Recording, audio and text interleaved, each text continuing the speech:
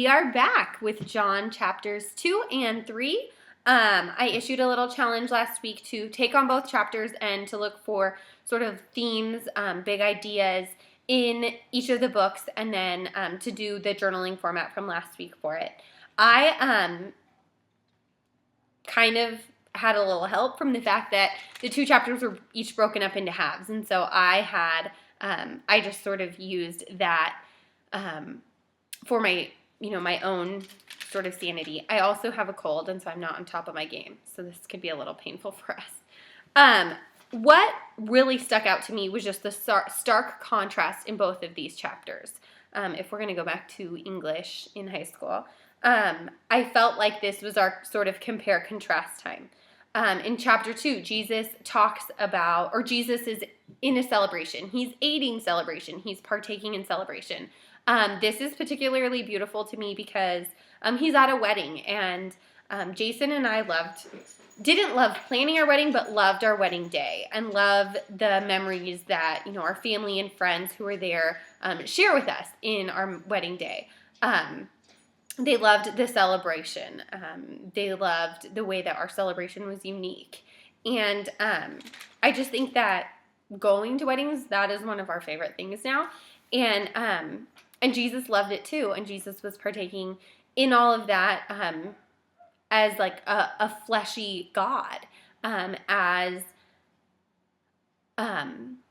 part of his human experience. So he was getting to experience those emotions, the first look, the bride walking down the aisle, the father-daughter dance. I'm sure they didn't do those things, but just imagine it.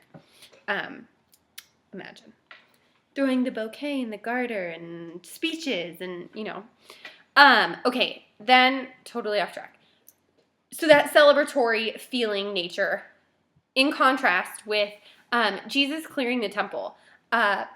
Jesus basically goes and clears the temple of these salespeople who've taken over it, who are trying to sort of hawk their goods in a house of worship and a house of prayer. And so we look at the importance of sanctity, the importance of sort of stillness and sacredness. And you're definitely seeing two different things here. You're seeing the celebratory side of Jesus, and then this very serious, sacred side of Jesus.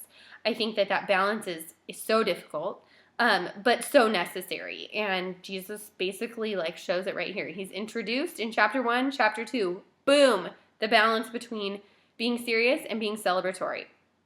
Boy, do we have a challenge, right?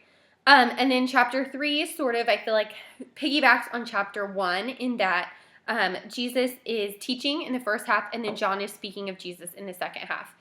We saw that in chapter 1 flip-flop. John spoke first, then Jesus spoke.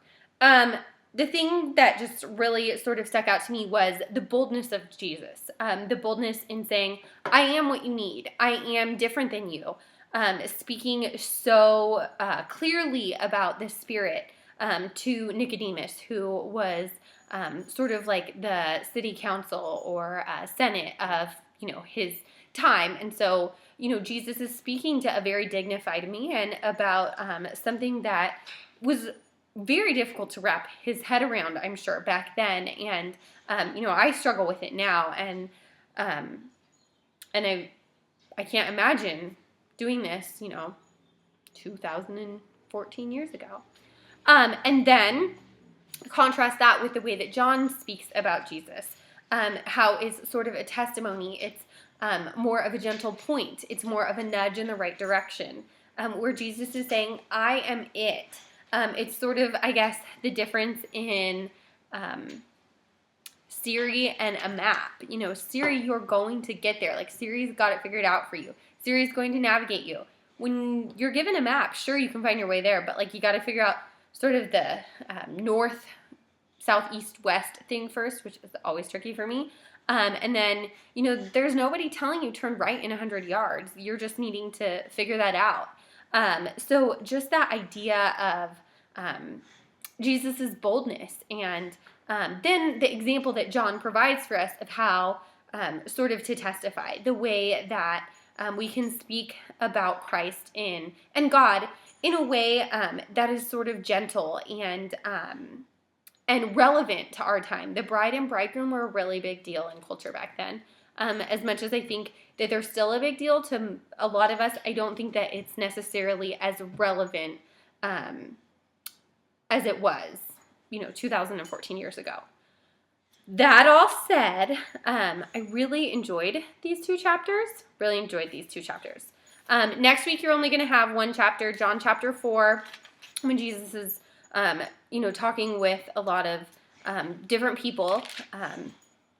That might be important, talking with a lot of different people there. Just notice how he talks sort of in the different situations.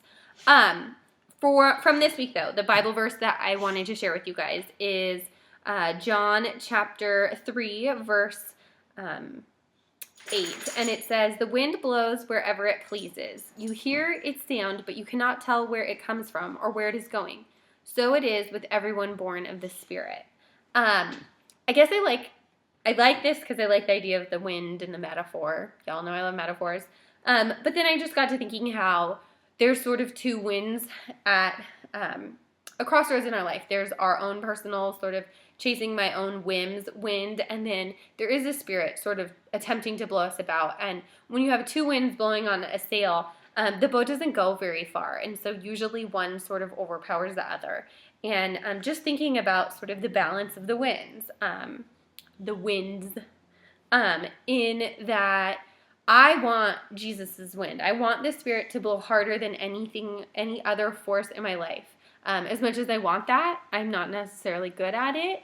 But just to be able to sort of put a fun little metaphor to it makes me very happy, because metaphors are my love language, and B, just makes it feel a little more tangible, a little more applicable to my life. That said, my challenge for you this week is to read chapter 4 and to look. We're going to do the journaling a little bit different. There's pictures below of how to go about doing that. I did next week's journaling exercise with John chapter 3, so don't try and find that verse because it's in John chapter 3, not 4.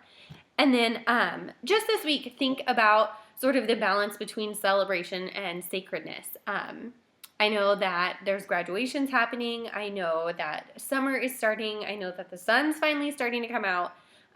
Everybody wants to sort of be out and celebrating. Awesome. I'm going to be doing that too. And then, but I also want to set time apart for sacredness. Of course, I would love to see how you're sacred, how you do sacred, because I think we all do it different. That said, praying over you girls this week, and I will see you next Friday.